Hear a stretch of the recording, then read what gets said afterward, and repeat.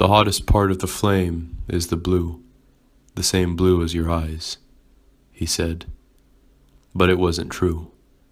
Her eyes were gray, same gray as the ash the flame left behind. In fact, all of her was gray. All of him, too. I tried to tell them, but there wasn't any time. There's never any time for that sort of thing. After that, it subsided. Angels planted visions like that all over this boulevard during the chastisement. I guess I walked into one. You can tell the quality of it after a while. This one wasn't a mock, like the sort bugs do. I call them bugs. Not really sure what else to call them. I've never seen one, most of us haven't, but they make up visions over there. In the in-between. In the places between gardens. They get you when you're walking from one garden to another. Not actual gardens, that's just what we call the survivors in camps.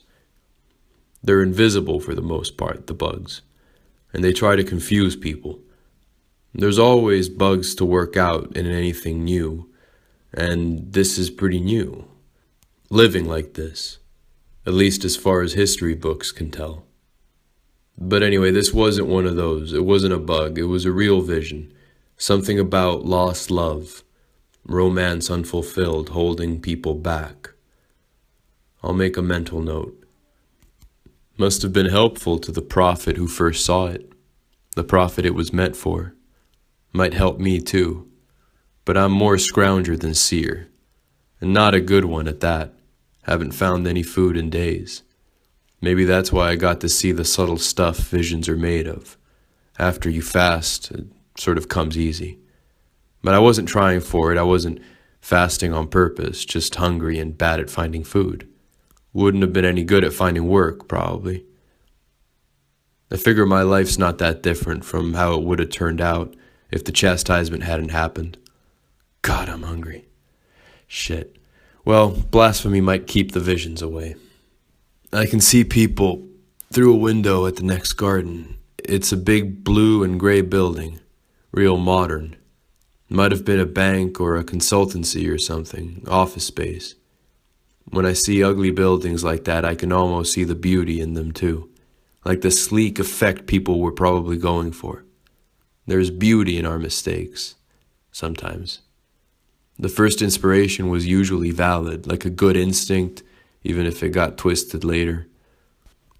I stumbled on a vision once of a priest-looking guy with a flat black hood, like half monk, half undertaker, and a smile on his face. He said something like, "Nothing beautiful is perfect," or maybe like, "Our scars are master strokes." Can't really remember what the words were, but it was less about words than a feeling. That's the way I think about it too. There's no point living life angry, and as if there are things that are all bad. There's always some beauty in them, some good, and usually in the thing that makes them ugly. Even after everything, with all the ruin, there's no point living angry. Yep, I can see how a place like this could have been turned into some sacred architecture by someone who knew how to treat it. Someone who got what was good about it in the beginning. Anyway, those people through the window are talking about me now. They see me too. I can hear them. Something happens when folks talk about me. It's like the wind carries their voices and the air gets more transparent. And I can hear them and see them. It's weird. Like the start of a vision that doesn't really take off, doesn't go into the stuff that's beyond, just stays with what's here. My God, is that a person? Well, what else would it be?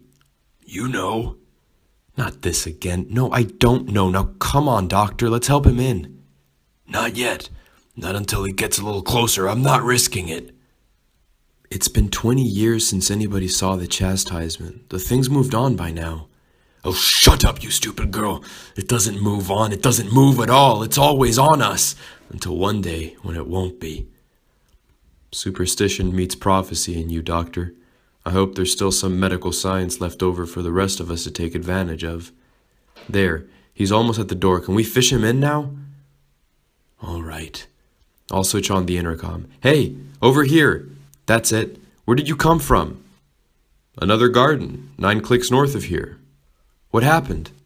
Folks got careless. It got in. I get let in and meet the hosts. One of them's a doctor. Any others? Just me. Those poor people. He sighs a lot. He's a skinnier man than his frame should allow, a virile face to which emaciation does violence, with a sort of sadness around the eyes, probably born of too much compassion. He should relax. Don't feel bad, sir. It happens to all of us. I know you're trying to be nice, and I can't imagine what you've been through, but that's not the right thing to say. We should never make excuses for it. Can't imagine what he's been through? Of course you can. We all can, can't we? Haven't we all been through it too? Mandy, please. The boy's ragged. Don't know if you've looked at yourself in the mirror lately, Doctor, but you don't look great either. Hey, what's it like out there? Whole swaths of land are covered in that radiation. The chastisement. Yeah, that's the name that's stuck, isn't it? Anyone who enters gets fried. All that land is empty. Everything dies there. The doctor answers for me. He seems awful sure of himself. And then there's the mutants. Mutants? Oh, Doc's convinced he's seen strange shadows. Never mind that. Me and my brother Jet, we've never seen anything. Then again, he doesn't let us look too much. Says it's dangerous. Hey, you seen anything out there? Mandy, enough. She smells of sweat and honey. As for the doctor, he's got something metallic with spice over it, like he's trying to hide. Can't imagine it's cologne. I've only heard of the stuff from some of the older folks I've met, but sometimes I smell people's personalities more than their skin. She's a mess of long dark hair with swift eyes. They're sad too, especially if you look at them holding your hand up to the mouth like pop psychologists say to do, to know what someone's feeling. But in a different way to the doctor. It's a different sort of sad, more alive, more angry. She takes my bag and looks inside. Don't know how you do things, or did things where you're from, but we operate a strict monastic rule of common ownership here. If you have anything useful, you'll be expected to share. Forgive her. Tragedy hardened her when she was still young. Well, she is still, I suppose, if any youth can survive in us with this world the way it is. But she's not wrong. We do have that rule. It's all right. Holy cow, seeds. What? He has seeds. What are they for? Wheat. Feel free to plant them if you've any decent earth. There's a patch on the east side of the compound. I'll ask Jet. Meanwhile, Mandy, you show our new friend around, but not your room. I know, Doc. She walks like she's been here her whole life. Guess she has. Hey, one thing you should know about the doctor, he's a really nice guy, but you can't talk about the chastisement too much around him. He takes that stuff really seriously. I mean, he lived through it. Not like us. He was old. He had family. He had a life, you know? He remembers it. In fact, his wife got hit when it first started. What happened? He managed to pull her away from the light. She's alive, but in a coma. He gives her blood. That's why we can't go in his room. I've never even seen her. They keep most of the rooms dark for fear of the outside here. Whenever I spend long periods of time indoors in places like this, my thinking gets all choppy. I figure natural light is like gastric juice for the mind. It helps break things down. You can't really think on a diet of artificial light. Not the way thinking is meant to be done, anyway. Yeah, every window is tinted and most are kept boarded up. I get it. Nothing gets in and on you as easily as light. Light's easy to get dirty with. Imagine you were afraid of it. Any ray of light from outside could be poison. Could be a mysterious radiation ravaging the species. They think the chastisement is something stratospheric. Something shining its poison light down at us. Or else that the sun's gone haywire. Well, I've seen the chastisement a few times. A whole lot of times, actually. And to me, at least, it never looks like it's being reflected from above. From something shining. It looks like it comes out of things Out of the sky, sure, yeah, but out of walls too, and trees, and the ground. Out of anything. Even out of people, once they've got inside. Or once it's gotten inside them. I'm not sure how that works exactly, but anyway, as far as I can tell, it's just as likely the chastisement starts coming out of things inside the fortress than that it'll get in from outside. But hey, if keeping everything shut up like that makes them feel safer, all the better, I guess. The cantina is a long, unforgiving tin box with boarded up windows, and you can tell they haven't been out foraging in a long time. I hate eating in the dark like this, but I love eating. Funny how hungry I get when I'm out there on the plains. But then the excitement of a new place makes me forget until someone puts food in front of me again. Hey, newcomer! Enjoying the food? No, I'm kidding. It's crap, I know. But listen, we're gonna change that. You and me. Well, mainly me, but thanks to you. I'm not following. I'm Jed. I run the cultivation, such as it is. Big, long system of refraction and window panes to filter a column of natural sunlight down into a tiny patch of dirt we all call the agro garden. Doctor hates it, says it's unsafe. He'll have me using the last bit of electricity on growing fruit artificially after the cans run out to keep us from getting scurvy. But then what? Can't stay locked up forever, I guess. Anyway, it doesn't matter because you brought those seeds. And boy, do they grow fast. We're gonna make bread soon. You know, I don't think even the doctor's generation remembers that one. Mandy, hey Mandy, do you still have that notebook you took from me? Sure. There's instructions in there on how to make bread. I guess we can use the coffee grain grinder to mill the wheat or something. And we do. Even the doctor cracks an honest smile when we break the first piece of real bread he's seen in years, or ever. Real food, guys. Let medicine be thy food and all that. My wife loved fresh bread. I'll save some. Maybe the smell will... How long has she been in a coma, doctor? Oh, a long time, young man, a long time. Mandy gets all quiet, then asks, what did it look like? You've never seen it, Mandy? No, never. Doc's always kept us safe here. Took me in when I was a toddler. It had just started. Is it horrible? Do people suffer when it catches them? No, they feel warm. I don't suppose any lived long enough to tell you that, Doctor. What does he mean, Doc? Sorry, sometimes I'm less subtle than I should be, but when you get it in your head someone's lying, it can be hard to let it slide. What are you saying? That man took you in. He doesn't lie. Oh, he's lying. To himself, mainly. Your wife isn't in a coma, is she, Doctor? Silence and emotion ruin the smell of bread, but I love this part. Nothing sweeter than revelation. Makes up for the rest.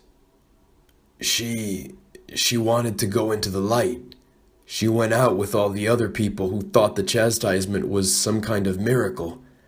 I had to stop, to grab, to take her away from it. He breaks down into a hush now. She thought it would cure her. Of what? Everything.